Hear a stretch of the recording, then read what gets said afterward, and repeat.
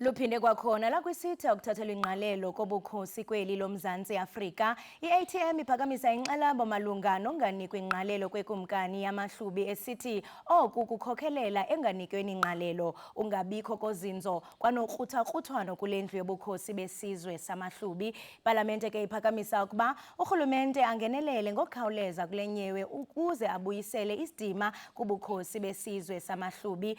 Ukudadela enzulwini ngalomba siqhagamshelana nelungu lepalamente nokwayinkokheli yeqela lezopolitiko i-African Transformation Movement.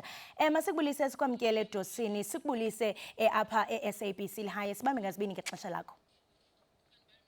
Siyabulisa kubo bonke abantu ababukeleyo. Enkosi kakhulu. Mhlekazi, ithini intsusa yokuba uzise isiphakamiso epalamente sokuba kunikwe ingqalelo kubukhosi besizwe samaHlubi? Msasazi wami, sicela ukukhumbuza abantu kuba sivela kwixesha elibi lengcinezelo apho yaqala ngamakolonali yalandela ngurhulumente wobandlululo. Ngelo xesha amakolonali afika achitha izizwe ngezizwe ubukumkani bazo kuba befuna umhlaba, befuna ukulawula izizwe zethu. Now kukhona iikumkani nezizwe ezalwayo zilwela inkululeko zizama ukusikhusela singabantu belilizwe from loo makolonali. Now akukwazeki ke msasazi ukuba ngo-1994 xa ifumaneka inkululeko, ngo-1996 kude kube khona ne-constitution ethi ifuna ukwenza ubulungisa nakuzo zonke izinto zobugwenxa ezenziwayo ngulaa rhulumente wamakolonali. Enye yazo ke kukuchithwa bobukumkani because singama-Afrika sine-system zethu zolawulwa ezivela from iikumkani neenkosi zethu. Ke ngoku thina siyi-ATM sithi ukuba urhulumente unyanisekile bekumele ukuba ngo-1994 into yokuqala ayenzayo kukubuyisela zonke iinkosi neekumkani ezachithwayo ngulaa rhulumente wamakolonali nobandlululo, because ezo zinto zazenziwa ngenjongo zokuchithwa ubuzwe bethu, hayi ukuba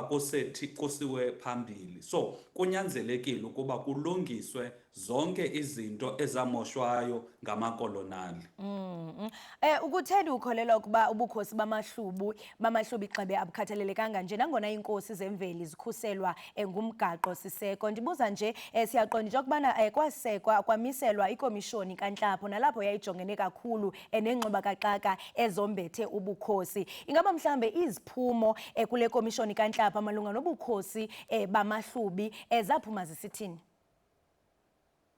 Xa laa Nhlapho Commission ithetha ngamaHlubi, ithi xa ithetha ithi according to lo mthetho ukhoyo wangoku waseSouth Africa, amaHlubi akayimithi icriteria yokuba abe nekumkani. Now into thina esiyithethayo singumbutho we-ATM sithi amaHlubi ayinaye ikumkani even before 1994 and yachithwa ke ngalamakolonali xa iNgonyama uLangabalele wokuqala esilwa elwela abantu balapha eSouth Africa. Yokhumbula ukuba wayingonyama yokuqala okanye the first political prisoner eyavalelwayo eRobben Island kuba yayilwela amalungelo abantu walapha eSouth Africa. Ke ngoku laa Nhlapho Commission yaphazama xa isithi amaHlubi akakwazi uba nekumkani ngokomthetho wangoku, because into esiyifunayo thina ngamaHlubi, it is not ukuba kuthiwe mabarecognizwe ibe ngathi yintwentsha. Sifuna kubuyiselwe into ebabenayo eyachithwa ngamaNgesi, ngamakolonali ngela xesha lamakolonali. And enye into ebalulekileyo apho kuba siyazi ukuba amaHlubi nobukumkani achithwa ngamakolonali, which is the British, kuba ngabo babesikolonizile. Sinencwadi apha ebhalwe yiyo i-High Commissioner yaseBritain ngo-2004 apha ixolisayo kwisizwe samaHlubi ngokuba ingonyama, and ithi xa ibeka ithi King Langabalele. Ngamanye amazwi uyabonakalisa uba babukhona ubukumkani bawuchitha bona bengamakolonali baseBritani. Ke ngoku thina sithi awukwazi lo mntu wenze lo moshakala erecognize ukuba umenzile umoshakalo ngokuba achithe ubukumkani, ujike wena eSouth Africa uthi ngokomthetho wangoku, because ayingomthetho wangoku owachitha ubukumkani bamaHlubi, ngumthetho nobuqhophololo nenkohlakalo yamakolonali ayirecognizayo. And apho ibuhlungu khona, xa uthetha ngamaHlubi uthetha ngesizwe esikhulu kakhulu. Even xa bechitha ubukumkani bamaHlubi banyanzelisa ukuba amanye amaHlubi mabazi-identifaye ezamaXhosa, abanye ezabeSuthu, abanye ezamampondomise, amanye ezamaZulu. Loo nto ibonakalisa eyona nkohlakalo inkulu, because xa umntu ungazumrecognize, umidentifye for le nto ayiyo, uthi umntu elibhele, uthi ungudoseni, loo nto ikwenza ukuba kuthiwa yintoni, uyamenyelisa, umenza ukuba angakwazi nokonektha nezinyanya zakhe because umisidentifiyle. So xa sisithi makubuyisele ubukumkani, sizama ulungisa nezo zinto ukuba ube nabantu ngokuqhathwa nangenkohlakalo yamakolonali bazibiza ngezinto abangezizo kuba la rhulumente wamakolonali wayefuna ukupheliswa sifefi isizwe samaHlubi. Mhlekazi, umbukela ngazibuza into yokubana yintoni lingaka eleli kwisizwe samaHlubi into bangaba mhlambe kungaze kwenzeke inkohlakalo ekumila kunje, njengokuba uyichaza into yokubana kuyabonakala into yokubana babefuna ukusiphula nengcambu isizwe samaHlubi. Yintoni lingaka yombethe isizwe samaHlubi? Msasazi, masibakhumbuze abantu babukeleyo kuba ngala xesha amaNgesi ayafika eSouth Africa, afuna umhlaba, afuna izembiwa, afuna ukusilawula. And amaHlubi ayiphangela kwiimayini eziseKimberley. Xa bebhatalwa phayana babebhatalwa ngezibhamu. Na athi amaNgesi xa ibona le nto kuba iyingozi kakhulu, because it means xa befuna ungena bezoxutha umhlaba kuzoba khona abantu abanezibhamu abazokwazi ukuzidifenda. Now benza banikeza instruction uba zonke izibhamu eziphantsi kwamaHlubi mazibuyiselwe kubo bengamaNgesi. Yala ingonyama uLangalibalele yathi uNotshe ayizukwenzeka loo nto. Yangathi ke ngoku uvukela umbuso wamaBritani. That is why kwanikezwa instruction ukuba makabanjwe, makade avalelwe eRobben Island. But into abantu abayaziyo ngamaHlubi ukuba ngabantu abanobulumko, ngabantu abangamakoti, ngabantu spiritually abastrong. That is why babafuna ukuba mabacinezele basiphelise isizwe sabo. And uyokhangela msasazi, Dilimpondomise uyayazi loo nto. Nawo amampondomise ngo-1904 bachithwa ubukumkani bamampondomise, kodwa zange yenziwe inkohlakalo to this extent yokuba kuthiwa amampondomise azoba part of amaXhosa okanye part of abaThembu kuba befuna ukuchitha isizwe. Kodwa emaHlubini yenziwa loo nto. That is why uzoya umzekelo koRhadebe abase-Eastern Cape bazazi bengamaXhosa, kodwa bayazi, kodwa xa unoyikhangela kakuhle uzoyifumana kakuhle ukuba bangamaHlubi. So apho thina sifuna kube khona ubulungisa khona ukuba kube khona inyani, kube khona ubulungisa ukuba kungamisidentifiwa abantu, kungenziwa abantu izinto abangazezizo. Makuqinisekiswe ukuba lo uliHlubi makazingce ngobuHlubi bakhe, kungenziwa into ofaniseke uba uzophela ngoko ezibiza ngento angeyiyo, kupheliswe isizwe samaHlubi eSouth Africa. Yonke le mpendulo uza nayo isibuyisela pha kumba we-identity, kuba kaloku njengokuba usitsho into yokuba ngaba mhlawumbe into bangaba kungabikho ekunikezwa ingqalelo kwesi sizwe, into ethi amaHlubi azawuphulukana ne-identity yakho. Into ke ngoku efana uba umntu ufana nompha ochutywe walahlwa, umthi ongenangcambu.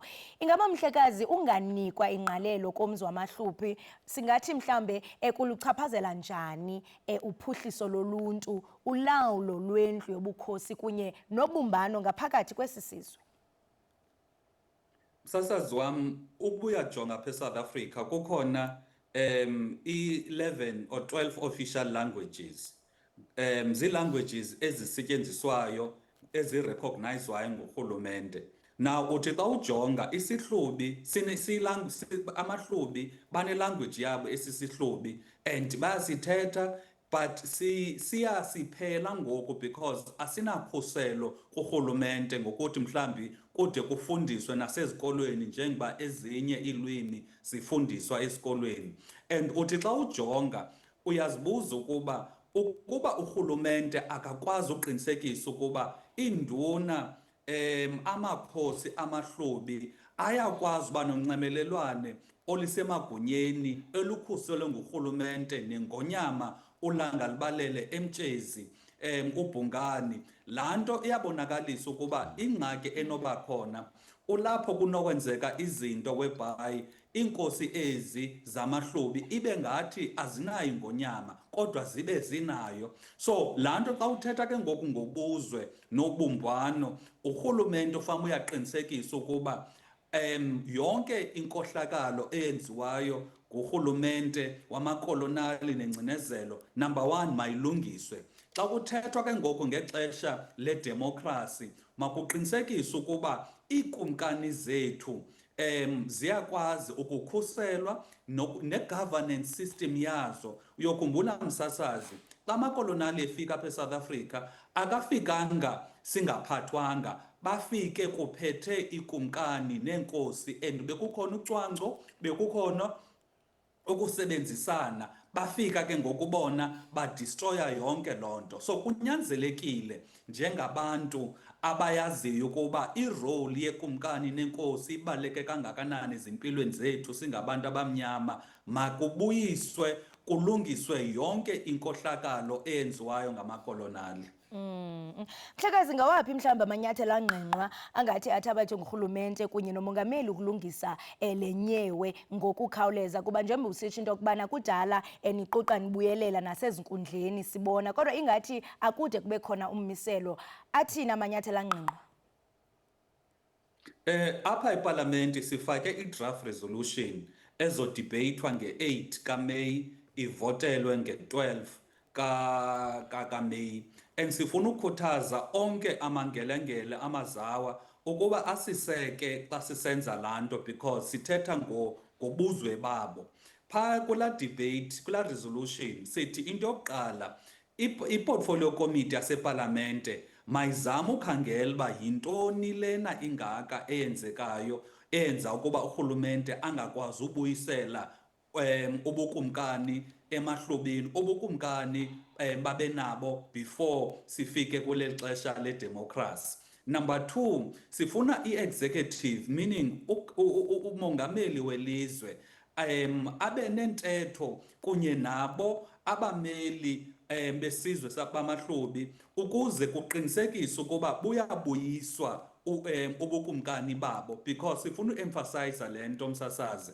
Asithi mabarecognizwe ibe ngathi yinto entsha, sifuna babuyiselwe into ababenayo yachithwa yadistroywa ngamakolonali, kuba apha akubukho abusoze bube khona ubulungisa ukuba lo rhulumente wangoku wabantu abamnyama akakwazi ukulungisa zonke izinto ezenziwayo ngalamakolonali egameni lokuba basicinezele. Sinethemba ukuba yonke imibutho ephaa eParlamente izovota ngenyani and izovotela ukuba abantu base-South Africa, ama-Afrika, mabakwazi ukuphila kakuhle elizweni labo, bangaphili ngendlela yokuba ibe ngathi bona angobantu balapha. Can you imagine msasazi, umntu uzomane efunda ezimbalini ukuba ulihlubi, athi xa ibuza kubazali bakhe yintoni loo nto, because urhulumente uthi kukhona amaXhosa, amaThembu, abeSuthu, amampondomse,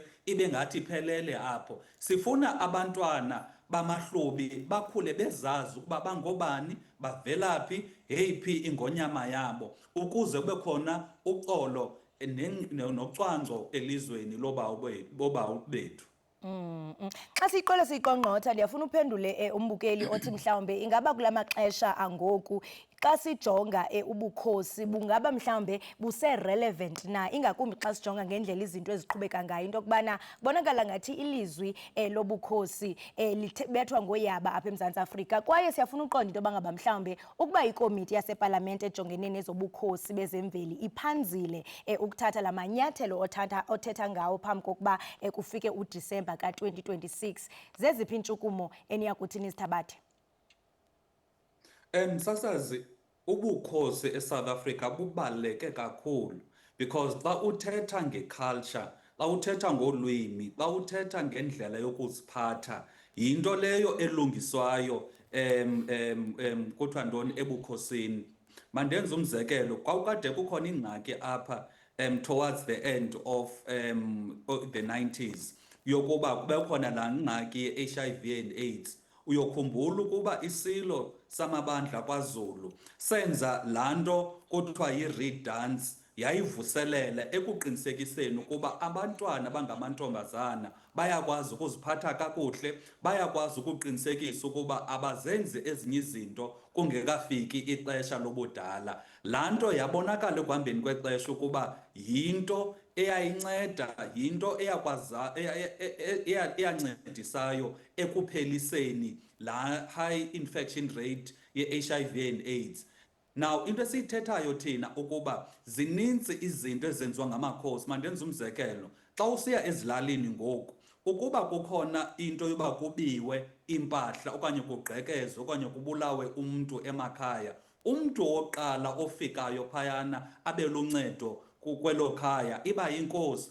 Ooceba bafika ngengomso, ooceba abekho as available as amakhosi kwezo ndawo. Uyokhumbula kwakhona kwangexesha bekukhona i-riots eSouth Africa, ndicifama ibingu-2021, urhulumente wacela iinkosi, wacela neecawe kuba zizo ezo institutions ezikwaziyo ukuqoqa izimilo zabantu, ezikwazi uqinisekisa uba abantu bayakwazi ukuziphatha kakuhle, ukuze urhulumente xa ifika efuna ulawula zibe izimilo zabantu zilungisiwe. Ukuba kupheliswa ke ngoku ubukhosi, kupheliswa i-institution ekwaziyo ukuqokelela, iqinise indlela yokucinga nendlela yokuziphatha ebantwini. That is why kunyanzelekile ukuba not only mazibe khona iinkosi ekuhlaleni, kodwa mazinikeze indawo yazo ukuze zikwazi ukuqoqa isimilo, sibe lilizwe elihlonipha abantu abadala, elihloniphanayo, ukuze kuphele yonke ubundlobongela sibubonayo elizweni lethu. So ngokunokwethu si-ATM, amakhosi anendima ebaluleke kakhulu abayidlalayo, and kunyanzelekile uba urhulumente makaqinisekise ukuba bayayidlala loo ndima eluzukweni nokuqinisekisa ukuba siphila kakuhle eSouth Africa. Tosini, masibambe ngazibini ngexesha lakho nokusityebisela kwingxoxo ebaluleke kangaka. Right, mbukeli we-SABC lihaye besidlana indlebe naye kaloku umhlekazi uVuyo Zungula. Usuka ke mbukeli kumbutho we-ATM nolilungu ke mbukeli lasepalamente. Sithetha ke mbukeli ngengxuba kaxaka embethe isizwe sobukhosi bamaHlubi.